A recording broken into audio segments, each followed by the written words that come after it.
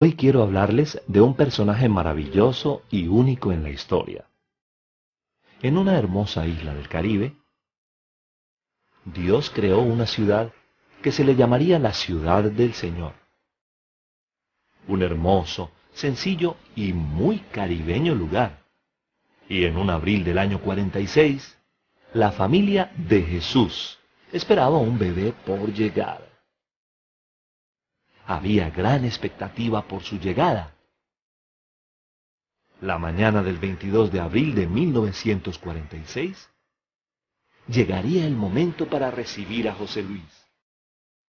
José Luis, ese fue el nombre escogido para ese hermoso bebé. Así fue como se manifestó aquel personaje que más tarde en su vida cambiaría la historia de la humanidad para siempre. Pero todo desde allí fue único y especial, porque nació en la ciudad señorial, Ciudad del Señor, que está ubicada predestinadamente en la latitud 66.6. Nació en Ponce, Puerto Rico, en Occidente, cumplimiento de lo anunciado por Jesús, como relámpago que sale del oriente y se muestra hasta el occidente, así será también la venida del Hijo del Hombre. Respecto de Ponce, ubicación geográfica, latitud 18 norte, 18 igual 6 más 6 más 6, longitud 66.6 oeste. Ciudad señorial, la ciudad del Señor, la perla del sur. Su escudo, la corona en oro con 5 torres, indica que Ponce es ciudad por decreto real. El león representa al Señor, conocido bíblicamente también como León de Judá. En su nombre llevaría el número. Sí, el número de su nombre, José Luis. Y en su fecha predestinada para nacer, llevaría el número de prosperidad y sabiduría. 042246 666. Así fue su nombre con gran significado. José significa a quien Dios engrandece. Luis significa guerrero de glorioso combate. De Jesús, Salvador. Miranda, que significa maravilla, prodigio. Y se cumplió así que Dios aparecería por segunda vez con un mensaje sin relación con el pecado. En sus palabras y sabiduría se comenzaron entonces a aclarar misterios, lo oculto de las tinieblas, tal como lo profetizaría el apóstol Pablo. Cuando el Señor llegue, aclarará los misterios, pero nadie le reconocería como Dios, pues como ladrón en la noche llegó y arrebató a un pueblo selecto y escogido, los entendidos. Sus primicias, así les llamó. Y con un mensaje sencillo y profundo a la vez, se manifestaría el poder más grande que conoció la humanidad, el poder de Dios, su Evangelio. Y con ese poder en su boca, comenzaría a destruir el imperio más grande de mentira y de maldad. Y tal como lo profetizó el apóstol Pablo, con el espíritu de su boca, lo destruiría. Y ahora, él y sus primicias esperan el evento más maravilloso y anhelado por la creación. Cuando, como la mariposa, el gusano que no se destaca por su belleza y oculta esa hermosura, la hermosura del tesoro que oculta, se transformaría. Por esto y muchas más evidencias, su iglesia sabe con certeza que ese bebé que nació hace 64 años y que hoy es el varón perfecto, el Hijo del Hombre, ella, su amada, sabe que Él es Dios. Y en conteo regresivo espera que el año 2012, año de su 66 aniversario, allí ocurra. Y lo que está escrito una vez más se cumpla. Su transformación.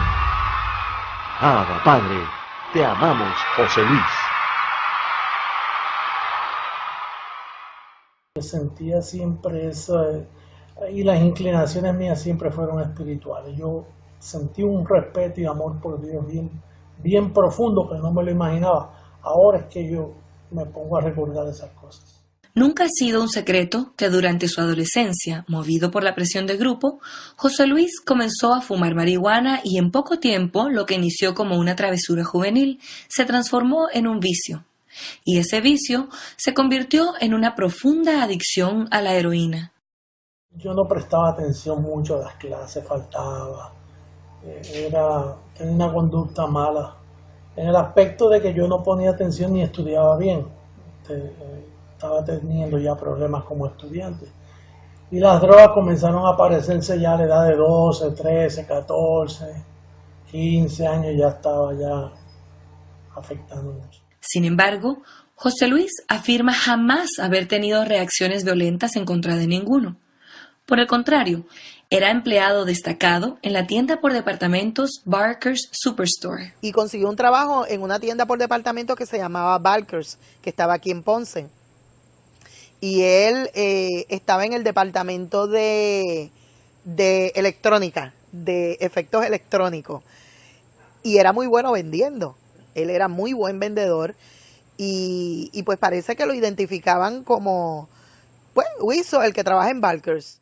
Sin embargo, su consumo de heroína fue aumentando y no teniendo cómo sufragar el consumo de la droga y, como es típico en un cuadro de adicción, José Luis acude a medidas desesperadas. Estas cosas se notan según uno va, los cambios que va haciendo esa persona, en la forma de vestir, en el sentido de que, por ejemplo, pedía dinero para diferentes cosas, ¿verdad? Y entonces pues ya uno notaba en la forma que él se comportaba y uno sabía que no estaba en buenos pasos. Y una noche, al pasar al frente de la joyería, ve en su mente la solución que le proveería de suficiente heroína por un buen tiempo. Dentro de todos esos robos que uno hacía en mi delincuencia, ¿no? Pero participé de ese robo en una joyería y fui preso por eso. José Luis fue capturado y llevado ante el juez Luis Negrón Fernández. Ay, fue algo bien doloroso porque yo escuchaba que lo habían cogido preso, pero a la misma vez, pues la familia dijo, qué bueno, porque entonces no está en la calle y ahí pues por lo menos es una oportunidad para que se pueda recuperar, etcétera. Y él pues, recuerdo que lo iban a ver a la cárcel y todo. De hecho, creo que tenía varios casos que no eran de él, que no eran casos de él. Sin embargo, él nunca habló de esas otras personas. Él se tiró todos esos casos encima y nunca tiró al medio a nadie. Él prácticamente pues lidió con eso él solo. Las consecuencias fueron graves. 16 para 40 años, pero concurrente significaba que si yo cumplía 5 años portándome bien, pues podían revisar mi caso para dejarme salir, si mi conducta era buena. Y una vez a mí me dieron el hermoso privilegio de estar en un calabozo. Es oscuridad total, o sea, no hay luz. Y entonces desnudo, 4 paredes, un toilecito, y entonces media pulgada de agua en el piso.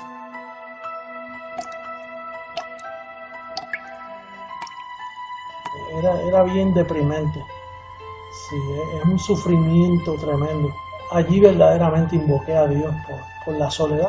Durante el tercer día en el calabozo, un sentir estremecedor dentro de él le llevó a invocar a Dios pidiéndole que le permitiera conocerlo. Yo lo que hice fue aprovechar para hablar con mi verdadera identidad.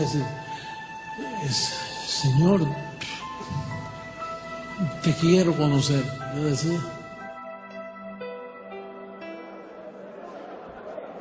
Se comentaba por los patios de la prisión que llegaría una persona que conocía de Dios, y José Luis entendió que la respuesta a su petición estaría cerca. Margarita Toledo fue una mujer evangélica pentecostal de la ciudad de Ponce, que siempre me andaba me rodeando, buscando cómo hablar conmigo. Yo nunca le permití que me hablara estando en la calle, como decimos nosotros, pero ya preso me fue a visitar y fue impactante. Tuve una experiencia espiritual con ella.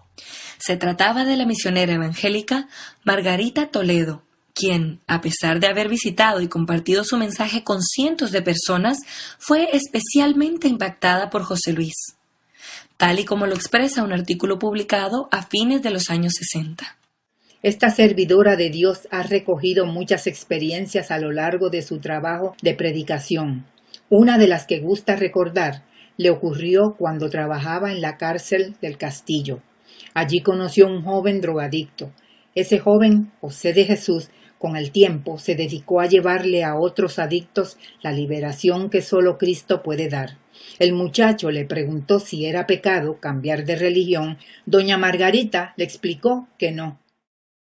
Sí, cuando ella fue a visitarme a la prisión, ahí tuve una experiencia espiritual y ahí ella comenzó ella vio esperanza en mí, ella vio que yo podía cambiar. Así fue como en el año de 1966, José Luis se inicia en el aprendizaje de las doctrinas protestantes. Entonces ella habló con el oficial probatorio de adultos, la señora Prado, que tengo memoria que ella fue la que recomendó que en vez de cumplir la sentencia que me habían dado, que mejor me enviaran a este programa en Brooklyn, New York. Eso sucedió en agosto 18 de 1966. Luego, cuando mi papá, en una mañana muy tempranito, lo enviaron desde Ponce, desde aquí mismo, desde el aeropuerto Mercedita, y lo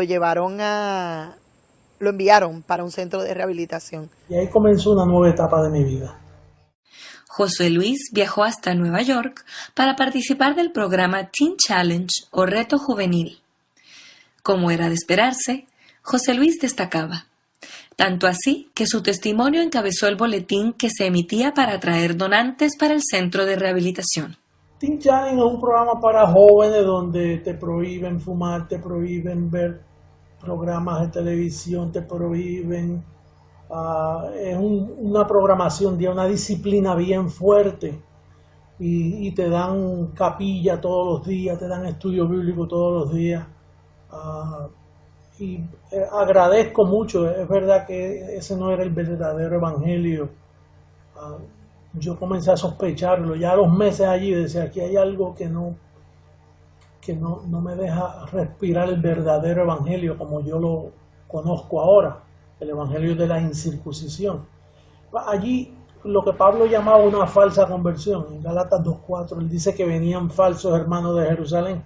Pues eso fue lo que yo experimenté, una falsa conversión, pero que me ayudó muchísimo a entender la ley, entender lo que es legalismo, entender lo que son prohibiciones y a la misma vez mucho temor. En vez de amar a Dios, uno más bien le tiene miedo a Dios. Pero trabajó en el caso mío para ayudarme a salir de aquella etapa donde yo estaba. José Luis había dejado atrás el vicio de las drogas. Cuando me mudé a Lawrence, Massachusetts, eso fue en el 1967 a mitad, porque mi hermana se había mudado allá, pues yo buscando ambiente nuevo me mudé allí, comencé a trabajar en una fábrica que hacían trajes. Había terminado su empleo ensamblando piezas de traje. Estando desempleado, asistía en el hospital público como traductor al inglés para pacientes hispanos. Un día, Harry L. Church, uno de los directivos de la compañía Metropolitan Life Insurance, llamó al hospital solicitando alguna referencia sobre algún hispano bien presentable y amable que tuviese ánimo presto para trabajar. La ecuación perfecta, José Luis de Jesús Miranda. Y trabajé como un año con esa compañía y mi vida entró en otra etapa, bueno, financieramente mucho mejor porque yo era buen vendedor, vendía muy buenas pólizas. No pasado mucho tiempo, José Luis se había convertido en uno de los vendedores estrella de la región. Yo me ganaba hasta $3,000, hasta $3,000, $4,000, $5,000, porque de los 33 vendedores de esa compañía, habían 3 que eran millonarios en primas, no en dinero, pero en primas. Y yo ya a los meses estaba en esa misma categoría porque vendía. Yo era el único vendedor con licencia del estado de Massachusetts. Por lo tanto, tenía todos los hispanos que llegaban allí como clientes. Así que me fue muy bien. Además de trabajar para MetLife Insurance, en el año de 1969, el gobernador Francis William Sargent le otorgó un reconocimiento por su labor de ayuda a los indocumentados y la comunidad hispana en el estado de Massachusetts. El gobernador Francis Sargent me nombró representante de la comunidad hispana en la ciudad de Lowell, Massachusetts, ayudando a los inmigrantes que llegaban. Todo había dado un giro de 180 grados en relación a aquel adolescente irresponsable que hurtaba para mantener sus vicios.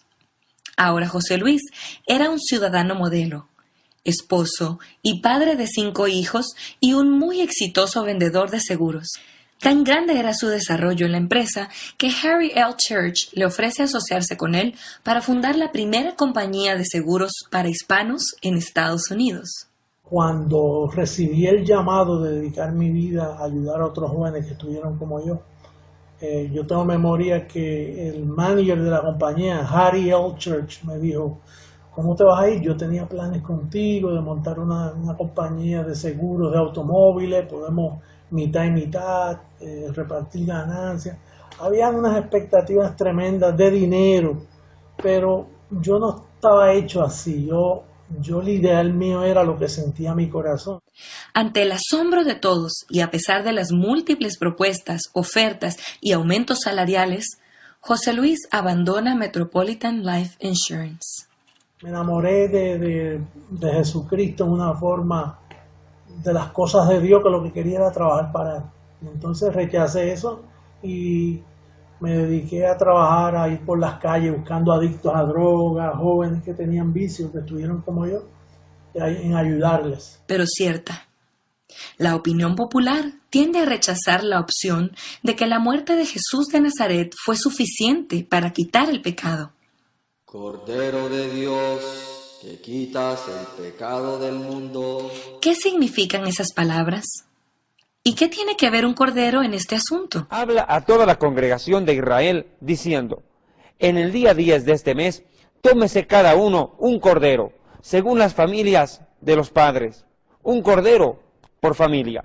El animal será sin defecto, macho, de 1 año, y lo sacrificará, lo inmolará toda la congregación del pueblo de Israel entre las 2 tardes. Y tomarán la sangre del cordero y la pondrán en los 2 postes y en el dintel de las casas en que hayan de comer. Y aquella noche comerán carne asada al fuego y panes sin levadura, con hierbas amargas lo comerán. Por medio de dicho sacrificio, se cree que Dios otorga perdón de los pecados de la comunidad. Es la Pascua del Señor. Pero, ¿por qué Juan el Bautista llama a Jesús de Nazaret el Cordero de Dios?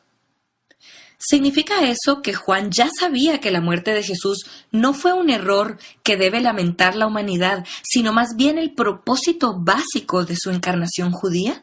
Y fíjate que por primera vez cuando ellos oyeron a Pablo en Antioquía, dice que por primera vez llamaron a Pablo cristiano.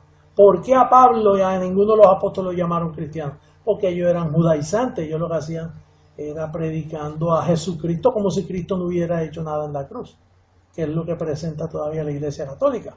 Cuando ellos celebran una misa, lo que te están diciendo es, Cristo no hizo nada, tenemos que seguir, que hay pecado. Cuando te llevan a un confesionario, ¿qué te están diciendo? Tenemos que seguir, hay pecado todavía en la tierra. Por lo tanto, ellos pisotean la sangre de Jesucristo en cada misa los domingos y los evangélicos en cada llamado al altar y sus continuos sacrificios. ¿Fue suficiente la inmolación del Cordero de Dios para quitar el pecado? ¿O siguió el pecado vigente después de su muerte? De otra manera, le hubiera sido necesario padecer muchas veces desde el principio del mundo. Pero ahora, en la consumación de los siglos, ves que esto es ahora, no es antes, se presentó una vez para siempre por el sacrificio de sí mismo para quitar de en medio el pecado. Buenas noticias para los judíos, porque, después de todo, pecado es un término judío aplicable solo a los que están sometidos a la ley judía. Pero sabemos que todo lo que la ley dice, lo dice a los que están bajo la ley. ¿Cómo es entonces que el resto de gente no judía llegó a identificarse con el concepto de pecado? Dijo a los apóstoles, por camino de gentiles no lleven estos consejos que yo les doy, porque esto es antes de yo morir, son válidos, pero después que yo vaya a la cruz es inválido. Entonces Dios tenía un evangelio especial para todos nosotros los gentiles, que era el que predicó Pablo. Esta revelación que cada día se hacía más clara. Agradezco mucho, es verdad que ese no era el verdadero evangelio. Yo comencé a sospecharlo, ya a los meses allí decía, aquí hay algo que no me deja respirar el verdadero evangelio como yo lo conozco ahora, el evangelio de la incircuncisión. Allí lo que Pablo llamaba una falsa conversión, en Gálatas 2:4, él dice que venían falsos hermanos de Jerusalén. Pues eso fue lo que yo experimenté, una falsa conversión, pero que me ayudó muchísimo a entender la ley, entender lo que es legalismo, entender lo que son prohibiciones y a la misma vez mucho temor. En vez de amar a Dios, uno más bien le tiene miedo a Dios. Pero trabajó en el caso mío para ayudarme a salir de aquella etapa donde yo estaba. José Luis había dejado atrás el vicio de las drogas. Cuando me mudé a Lawrence, Massachusetts, eso fue en el 1967 a mitad, porque mi hermana se había mudado allá, pues yo buscando ambiente nuevo me mudé allí, comencé a trabajar en una fábrica que hacían trajes. Había terminado su empleo ensamblando piezas de traje. Estando desempleado, asistía en el hospital público como traductor al inglés para pacientes hispanos. Un día, Harry L. Church, uno de los directivos de la compañía Metropolitan Life Insurance, llamó al hospital solicitando alguna referencia sobre algún hispano bien presentable y amable que tuviese ánimo presto para trabajar.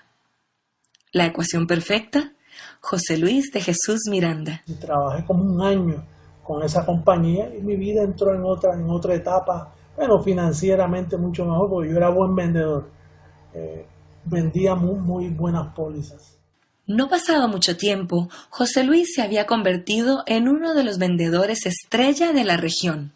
Yo me ganaba hasta $3,000, hasta $3,000, $4,000, $5,000, porque de los 33 vendedores de esa compañía, habían 3 que eran millonarios en primas, no en dinero, pero en primas. Y yo ya a los meses estaba en esa misma categoría, porque vendía. Yo era el único vendedor con licencia del estado de Massachusetts, por lo tanto tenía todos los hispanos que llegaban allí como clientes.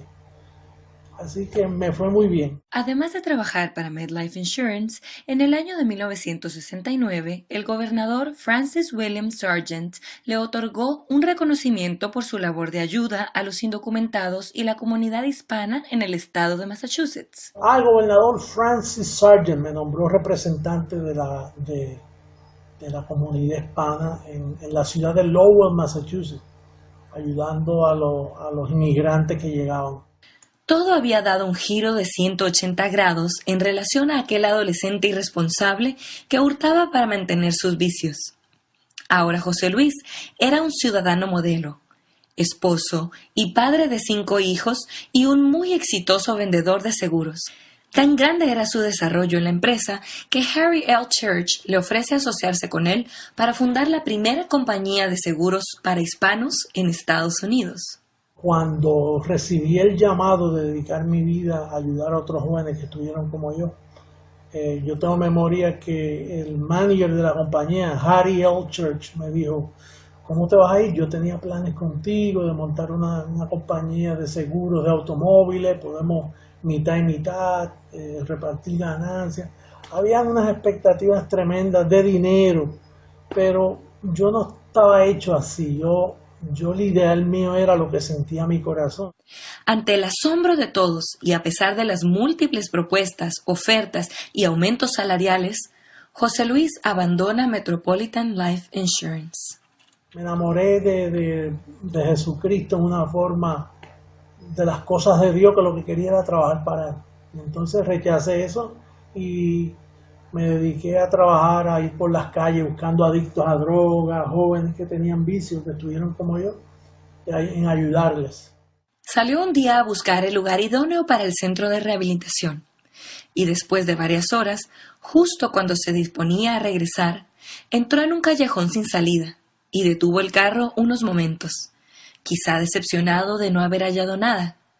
Y al voltear la vista, delante de sus ojos estaba la que sería el hogar de decenas de muchachos en rehabilitación, con un rótulo indicando estar a la venta. Negoció con la dueña y sin tener el dinero le afirmó que para el día jueves de esa semana tendría los $3,000 del pago del enganche.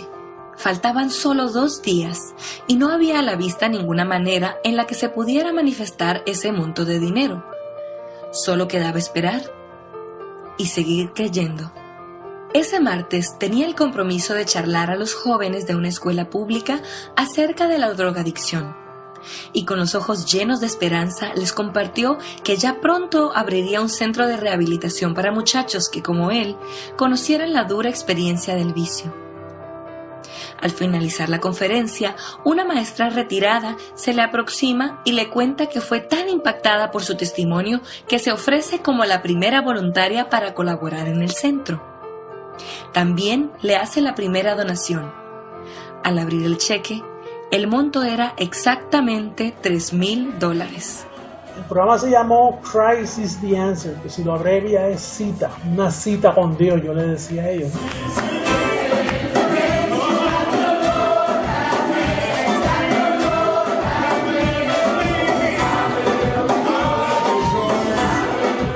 Cita, siglas de Christ is the Answer o Cristo es la respuesta, se convirtió en un lugar ejemplar, donde decenas de muchachos lograron abandonar el vicio e iniciar una vida productiva dentro de la sociedad. Era un lugar que algunas personas podrían decir, oh, wow, qué ambiente para unos niños, pero nosotros sentíamos que ellos eran nuestros amigos, que todos los que mi papá traía para ayudarles porque tenían problemas de drogas o no tenían dinero para comer y vivían en la calle como vagabundos, mujeres embarazadas, y mi papá las traía porque no tenían un lugar a donde ir, y nosotros les hablábamos y éramos pequeños, mi hermano y yo, y era un lugar agradable. Yo recuerdo a mi papá ayudando a la gente así. Varios medios impresos daban testimonio de ello e incluso llegó a inaugurarse un centro para mujeres.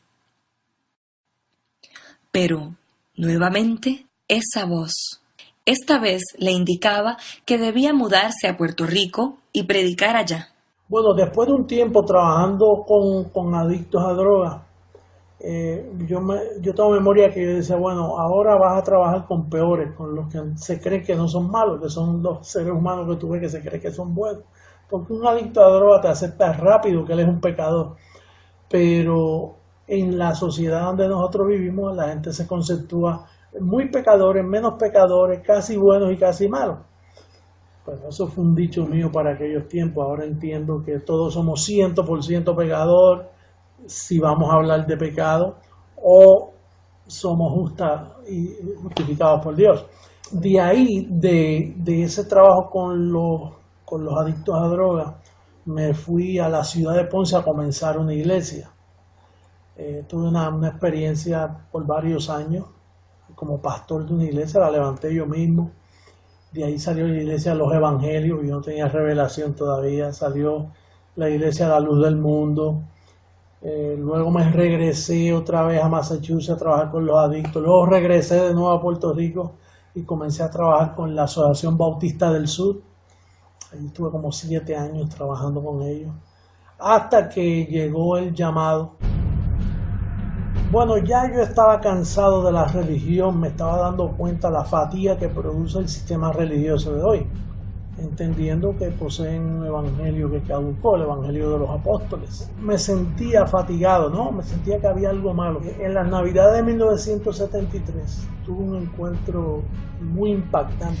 El 17 de diciembre del año de 1973 aconteció el evento más impactante en la vida de José Luis, y sería la manifestación del fenómeno más esperado en el mundo entero. Su hijo, siendo apenas un niño de 5 años, bajó hasta el despacho de José Luis con una extraña afirmación: «Papi, esta noche viene el Señor». Luego, aconteció algo que jamás olvidaría. ¿Sabes lo que es eso? Que de momento se te aparezcan dos ángeles robustos, así, mira ahí, y repugnantes, porque no eran nada amigables. Ay, no podía mirar mucho para los lados, era mantener la vista ahí. Y yo estaba como medio asustado, ¿no? Pero a la misma vez intrigado qué era lo que me iba a pasar. Y entonces de momento suena como un trompetazo. Porque sonará la trompeta, dijo Pablo.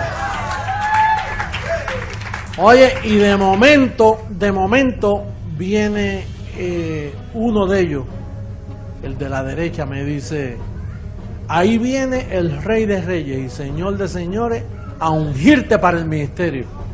Y entonces de momento, cuando yo veo esa figura que viene así resplandeciente,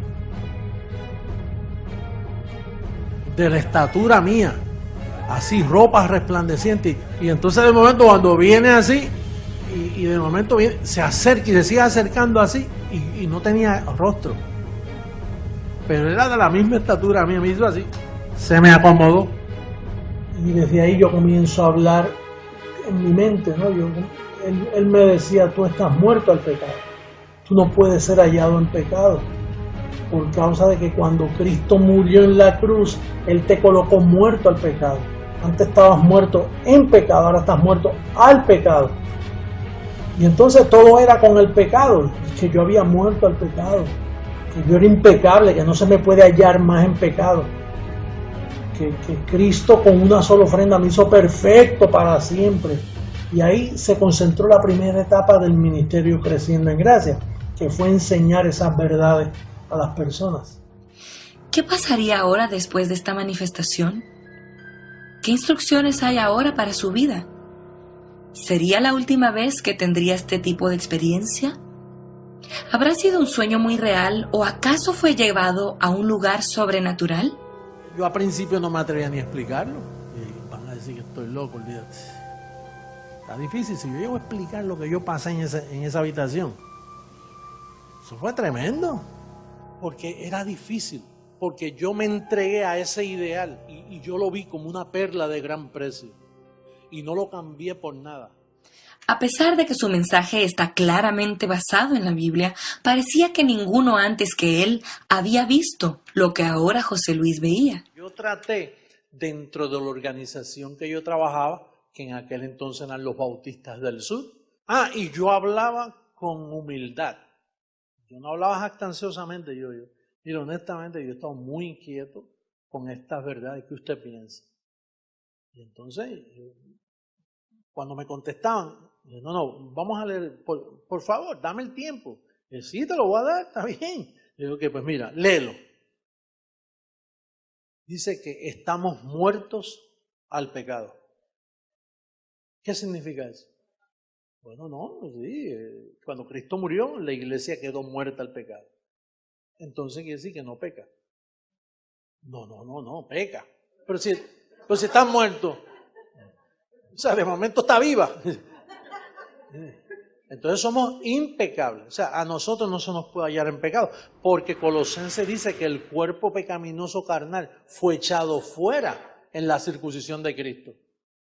Quiere decir que lo que pecaba en ti fue echado fuera. Y entonces, para corroborar eso, dice que ahora estamos muertos a la ley.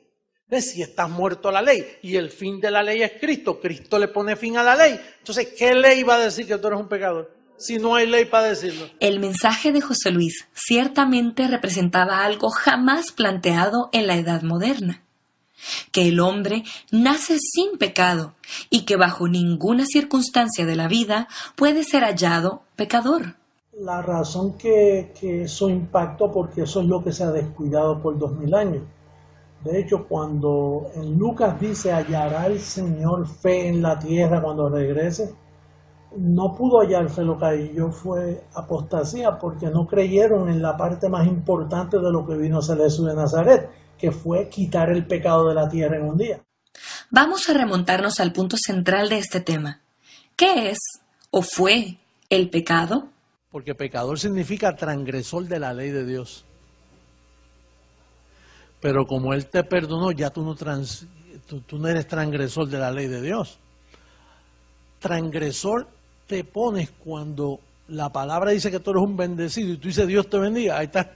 Hay transgresión del nuevo pacto. Una suposición lógica sería que la noticia de que Dios no ve en pecado a la gente traería gran consuelo y alegría, dado que la mayor parte de los sermones, oraciones y peticiones en la religión se centra en suplicar perdón de pecados. No hay pecado. ¿No es eso lo que todos querían? Yo diría que los creyentes que asistían se alegraban, pero los líderes no, porque los líderes veían peligro,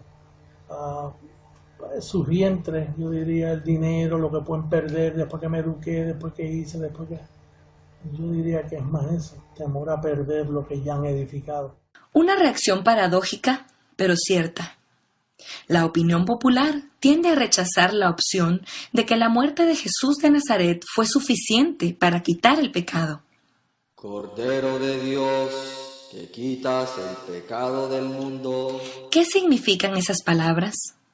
¿Y qué tiene que ver un cordero en este asunto? Habla a toda la congregación de Israel diciendo: en el día 10 de este mes, tómese cada uno un cordero, según las familias de los padres, un cordero por familia. El animal será sin defecto, macho, de 1 año, y lo sacrificará, lo inmolará toda la congregación del pueblo de Israel entre las 2 tardes. Y tomarán la sangre del cordero y la pondrán en los 2 postes y en el dintel de las casas en que hayan de comer. Y aquella noche comerán carne asada al fuego, y panes sin levadura, con hierbas amargas, lo comerán. Por medio de dicho sacrificio, se cree que Dios otorga perdón de los pecados de la comunidad. Es la Pascua del Señor. Pero, ¿por qué Juan el Bautista llama a Jesús de Nazaret el Cordero de Dios? ¿Significa eso que Juan ya sabía que la muerte de Jesús no fue un error que debe lamentar la humanidad, sino más bien el propósito básico de su encarnación judía? Y fíjate que por primera vez, cuando ellos oyeron a Pablo en Antioquía, dice que por primera vez llamaron a Pablo cristiano. ¿Por qué a Pablo y a ninguno de los apóstoles lo llamaron cristiano? Porque ellos eran judaizantes, ellos lo que hacían era predicando a Jesucristo como si Cristo no hubiera hecho nada en la cruz, que es lo que presenta todavía la Iglesia Católica. Cuando ellos celebran una misa, lo que te están diciendo es: Cristo no hizo nada, tenemos que seguir, que hay pecado. Cuando te llevan a un confesionario, ¿qué te están diciendo? Tenemos que seguir, hay pecado todavía en la tierra. Por lo tanto, ellos pisotean la sangre de Jesucristo en cada misa los domingos, y los evangélicos en cada llamado al altar y sus continuos sacrificios. ¿Fue suficiente la inmolación del Cordero de Dios para quitar el pecado? ¿O siguió el pecado vigente después de su muerte? De otra manera, le hubiera sido necesario padecer muchas veces desde el principio del mundo. Pero ahora, en la consumación de los siglos, ves que esto es ahora, no es antes, se presentó una vez para siempre por el sacrificio de sí mismo para quitar de en medio el pecado. Buenas noticias para los judíos, porque, después de todo, pecado es un término judío aplicable solo a los que están sometidos a la ley judía. Pero sabemos que todo lo que la ley dice, lo dice a los que están bajo la ley. ¿Cómo es entonces? A luz la vida y la inmortalidad. Por lo tanto, esa es la promesa que estamos esperando entre el no muy lejano. Tiempo de reforma, tiempo de heredar, tiempo de transformación. Este mundo pronto va a sufrir un cambio. Mis años no acabarán. Viene la transformación.